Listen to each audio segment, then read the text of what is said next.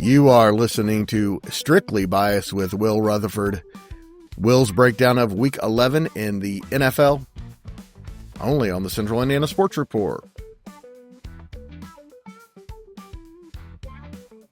Welcome back, ladies and gentlemen, to Strictly Biased with yours truly, Will Retherford. I am here with an esteemed guest this evening at the Creekside Chateau to break down the Week 11 NFL slate.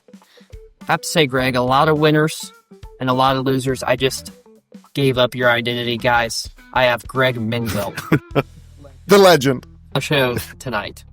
And I'm happy to be your sidekick, Will. It was an interesting week, and I think we're going to learn a lot more here between now and Thanksgiving. Absolutely. The 4 o'clock slate definitely showed up and showed out between the Seahawks, Rams, Chiefs, Broncos, Ravens, Browns.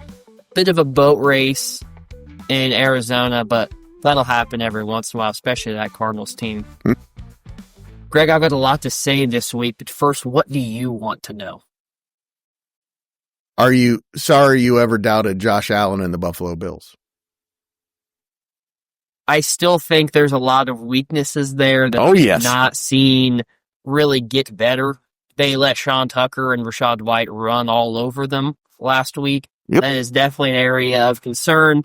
However, the formula that I forgot with the Buffalo Bills is that Superman is their quarterback, and he can absolutely go out and win you any game against any team, basically any week, and that includes the postseason. He's the player right now who can elevate his team to a championship. The guy. You take him away from that roster and replace it with just an average NFL quarterback, and they're not making the playoffs. There are that many weaknesses. But Josh Allen by himself? Not by himself. But Josh Allen on a team with a lot of... Not a horrible team. A below-average team if you don't have Josh Allen. But Josh Allen is there, and he makes them the favorite in my mind. The most important piece of the puzzle is solved, obviously. He's been the MVP last year. He really should have won it probably the year before as well. He's that good. And you saw that on full display in Tampa Bay. He's so good. I don't like the Buffalo Bills, and I kind of want him to win it. For him. He's that good. It would be an absolute shame if his NFL career never won a Super Bowl, because he is the one quarterback above them all, above the Marino, whoever, people in that echelon that have not won a championship. He's the one that I point to and say he was the best player in the league, the most dominant player in the league at the time that he played there, and it's not even remotely close. So was Dan Marino. Sure, I'm not old enough to remember it, but yeah, he was the best quarterback in the NFL and never had a good enough roster. And that's true. And Josh Allen, he may not be the quarterback that Dan Marino was, but he's a better football player than Dan Marino was. And I think if I was drafting, definitely on that level, just what he's able, he's so good. We could talk the whole show about his strengths. He still threw 2 picks, and they put up 44 points against a pretty good defense. And that's without James Cook really going off. He played well, but that was a Josh Allen game. He flat out won you that game. In baseball, there's WAR assigned to a player, wins above replacement, how they would fare if an average player filled into their role. Right. And that was a 2-WAR game from Josh Allen. That's what that was. Wow. He's that good. He's the Aaron Judge of the NFL. Just so much better than the competition, and he just hasn't gotten the job done yet. Similar to Aaron Rodgers, just a little bigger, stronger, and faster. We've seen 2 6-touchdown games the last 2 years from him. I know. I get it. He's broken records of combination rushing and passing career records already. I think he now has the most games of 3 passing touchdowns and 1 rushing of any player who's ever played. And incredible. He's just getting started. He's getting better.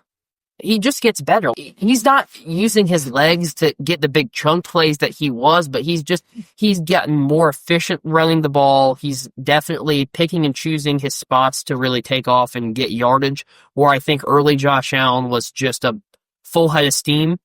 He is Derrick Henry and Patrick Mahomes, which I guess I shouldn't say that because Mahomes is an awfully good rushing quarterback himself, but he is not like Josh Allen. He's Derrick Henry and one of the best arm talents, Aaron Rodgers, combined into one player. It's absurd. I feel bad that teams have to play him, and they're still 2 games back in the AFC East. Hey, Will, who are the winners and the losers of the week?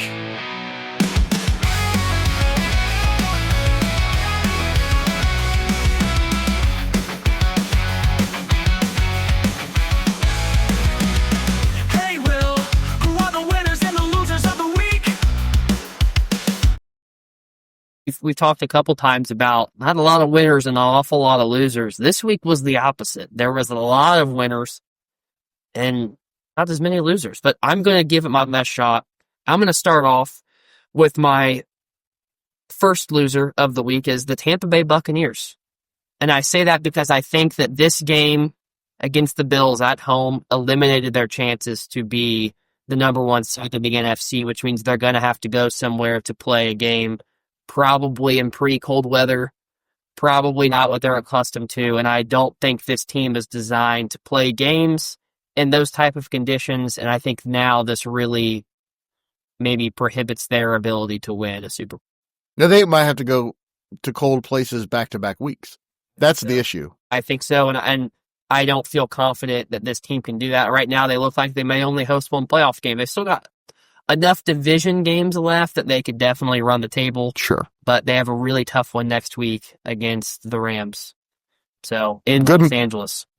That's a good Sunday nighter. Yeah, and this is a team that's without Mike Evans, that's without Bucky Irving, that's without Chris Godwin, and they're really kind of doing it with Emeka Egbuka and Cade Otton as their main offensive skill players. Sean Tucker looked excellent against a pretty porous Bills rush defense. I still think they're the best team in the NFC. The problem is they're going to have to go through 2 cold weather cities to get to a Super Bowl.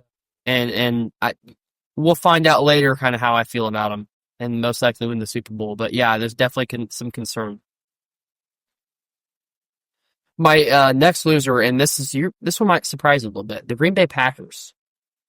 And I say that because doesn't surprise me at all. They're a loser for sure. What's going on with Love and like Malik Willis? I'm aware that the shoulder seemed to be a bit of an issue, and that Willis came in and played some snaps, but offense almost looked better without Jordan Love out there. I just don't understand that team. They are a complete enigma. They are both beautiful yet miserable to watch week in and week out. It's just a really confusing situation for me. The last month, they've been a not good team. Yeah, I think that Tucker Kraft injury is enough. But it was before that. It was before that, but he was good enough at the tight end position and enough of a game changer that I think he made up for some of their weaknesses in terms of that receiving core that just no longer exists there. With his injury, I just don't see it with this Packers team. They're holding serve, I guess, but I just... Doesn't look like Tampa Bay is going to have to go to Green Bay. Nope. The next loser for this week is the Minnesota Vikings. Bad. I think that they just ended their postseason hopes for the most part. Moving to 4-6, I don't see it with this franchise. And You don't see it with the quarterback. That's the whole thing. The quarterback just is not there. You could say it's a little reminiscent of what Lawrence looked like in year 1, and I still think he performed better. Lawrence did under much worse circumstances. That all the talent is there on this Minnesota Vikings team. Right. The fact that you're not able to win these games with Addison, with Hawkinson, with Aaron Jones, with Justin Jefferson, top 2 receiver in the league for the most part. Starting to see a diva come out in Jefferson too. I think that's going to start causing a bit of an issue. This team, they're not making the playoffs. A team I had pretty high hopes for. I had them ultimately missing the playoffs in my preseason prediction, but I thought they were going to be better than they are now. At one point, it looked like the NFC North could have 4 teams in the postseason. Nope, it's going to be 3 at max. Staying in the same division, the Detroit Lions last night. Even if they make the playoffs, I have no faith that Jared Goff can go on the road and win a playoff game. Cold weather. It wasn't even 32 degrees. He's got the gloves on. He's got the arm sleeves on. He's got a hand. He didn't throw a pure ball the whole night. That ball, it was duck hunting season there in Philadelphia. He looked horrible. I know it was windy, but my God, he threw 37.5% completion percentage. That's worse than Anthony Richardson. Their only hope, too, is to be at home for the playoffs. They have to. He can't play on the road in cold weather. He's absolutely one of those climate quarterbacks where it really matters if he's playing in a dome versus if he's playing on the road. He's had some good cold weather games, but I certainly wouldn't expect it from him. Not enough to where I feel confident in their ability. My biggest loser for the Week 11 NFL slate is the Los Angeles Chargers, who got absolutely boat raced in Jacksonville. And I think you're starting to see that offensive line really creep its ugly head. That Jacksonville defensive line has got no pressure on the quarterback the whole year, and they got to Justin Herbert all day. He only threw for 80 yards. I said you need to watch out. I think some of them. I think Jim Harbaugh might be able to coach him past some of it, maybe to get in the playoffs, but with that offensive line, they're not doing anything. I don't see it. I really think that they're a 7-win team. They're 7-4. I don't know if they get 9 wins. That offensive line is that bad, and their defense is susceptible if they're on the field for a long time to really struggling to be able to keep teams out of the end zone. Jacksonville didn't punt yesterday, so I don't know. There's something with that team. I just think it's one of those where the injuries are just going to be enough in enough key positions to where you really see all of the weaknesses. Without Joe Walt, without Rashawn Slater, you're on your third string left tackle. It's just not sustainable for success. I think they're going to miss the playoffs.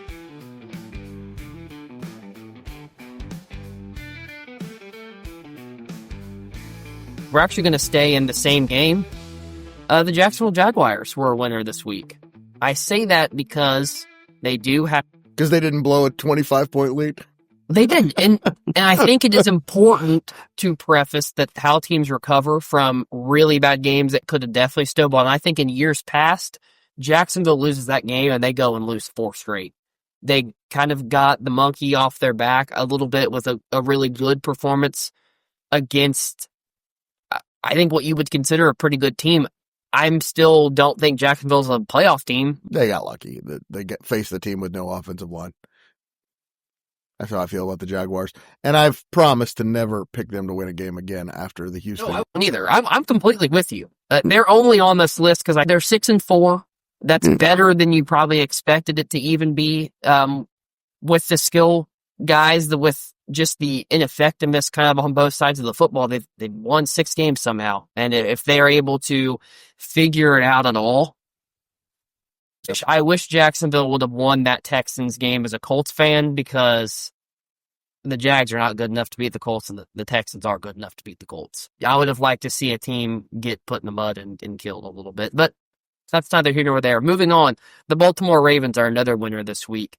Why? Cleveland's defense at home stingy. They play tough, and the fact that Baltimore was able to, with kind of their season on the ropes a little bit, they're still just got back to 500. They're a winner because they won that game, and now they're the favorites to win that division. I think so.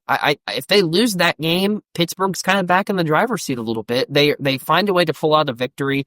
Lamar looked rattled. Some of those turnovers were flukes. I'm just going to put it there. I don't really think that was indicative of how bad Lamar played in terms of a interception that goes in between a running back's hands, an interception that is tipped at the line of scrimmage.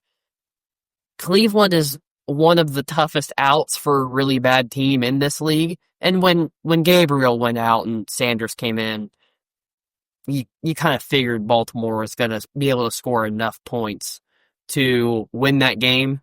Cleveland still really struggled to score over 17, and they had 16 in the first quarter. They had 13 in the first quarter. They had 16 in the first half. Yeah, they get shut out in the second half.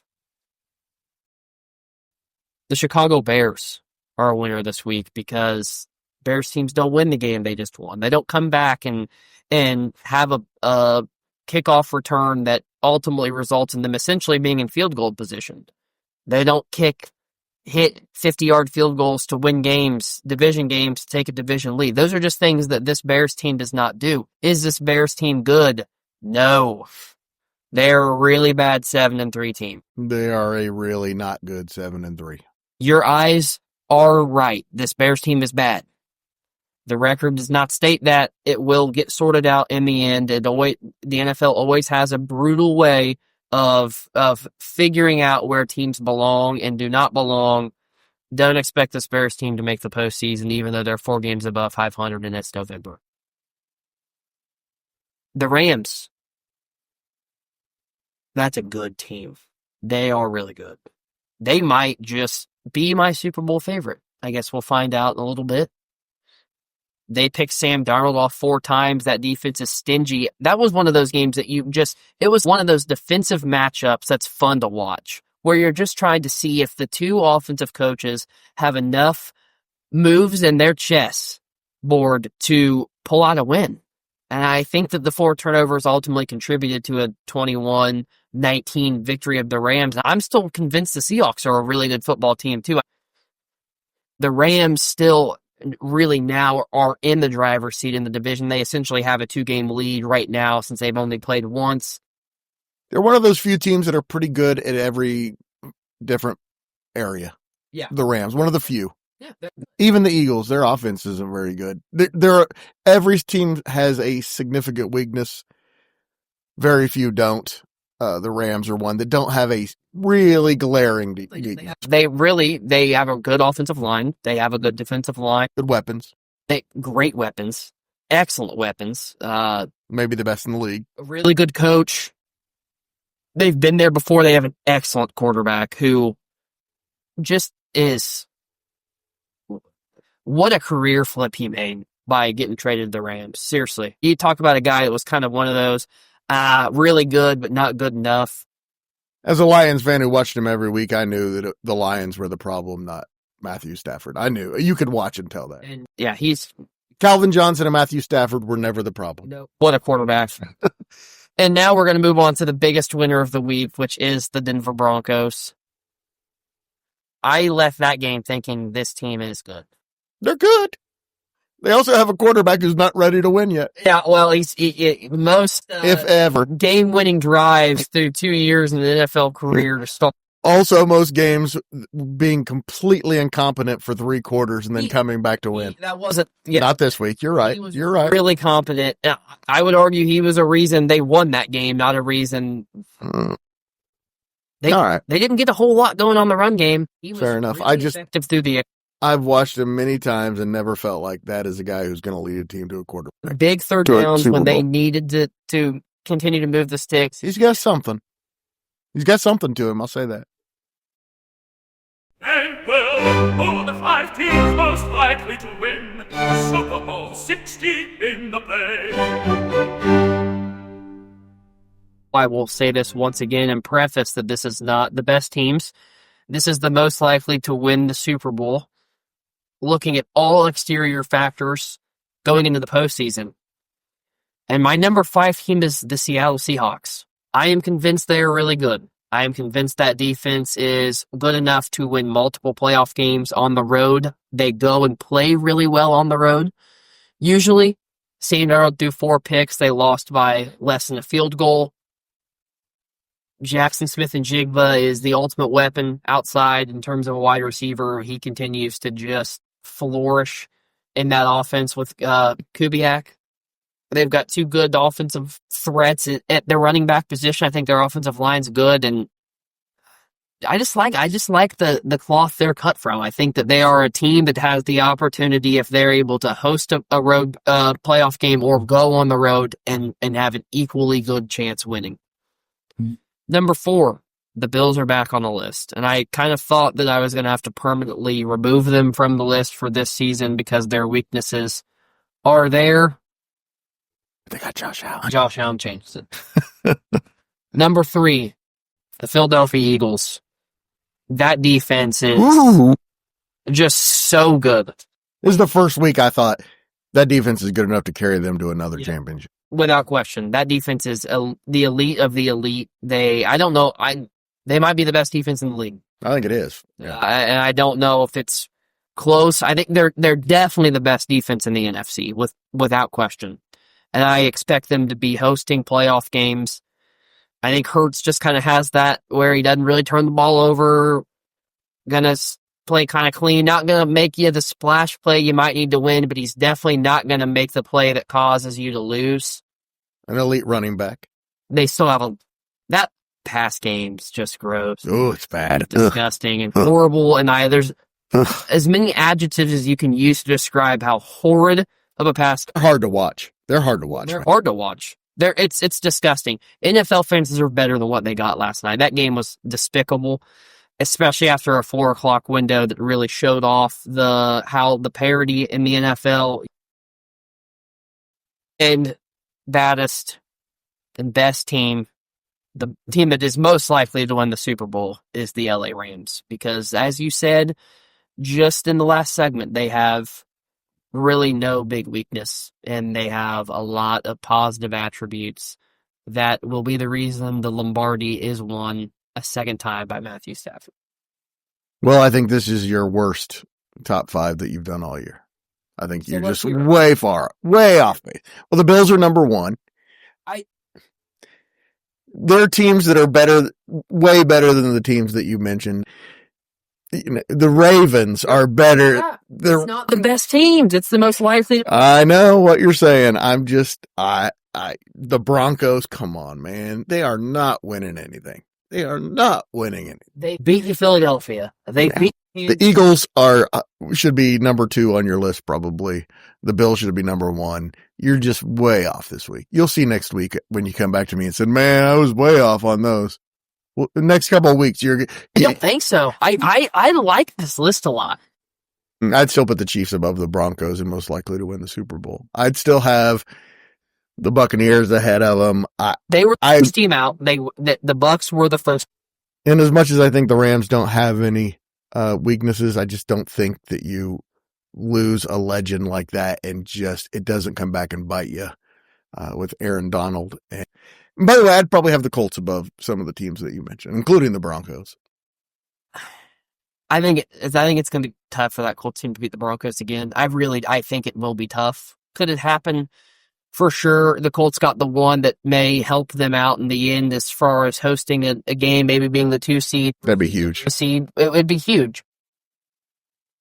That's the Colts' only hope. But yeah, I think the AFC is a 3-horse race. I think the Colts, the Broncos, and the Bills are the 3 best teams. I don't think Kansas City's the best team. I think that I don't either, but they find a way. They find a way, and I think that should be taken into consideration. And I said 3 weeks ago, I said I'm going to put them on my list a week early.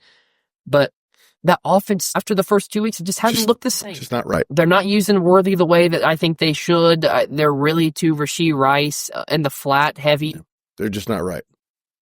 Mahomes' numbers look great. Something's just the magic of Mahomes. They're 0-5 in 1-score games, which was always his thing. Yeah, I don't know. I'm not saying that the Chiefs can't win the Super Bowl, but I think the dynasty is over. I think the other teams are at the dinner table and they're ready to get their meal now too. And the Chiefs have been maybe fighting the inevitable for a while. We'll see. That's the beauty of it, is that week 12, we might have a completely different pulse on the league. You will, for sure. That was fun.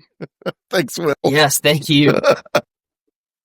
Oh, and thank you so much for listening. I just kid Will. I love him. Always appreciate it if you enjoyed this podcast, and if you're listening 28 minutes in, I assume that you did. Yeah. Please do us a huge favor and share this podcast with a Central Indiana sports fan in your life, probably an NFL fan for this one, but yeah, for sure. And help spread the word that we're here talking about what Central Indiana sports fans are talking about every single day. Thanks again, Will. Colts are still really good. The Colts are still not on your list, though. We didn't get to see them this week. Recency bias. I'd probably have them at 5 or 6, maybe 7. They are 7. Go Colts. Go Colts. Thanks again, Will.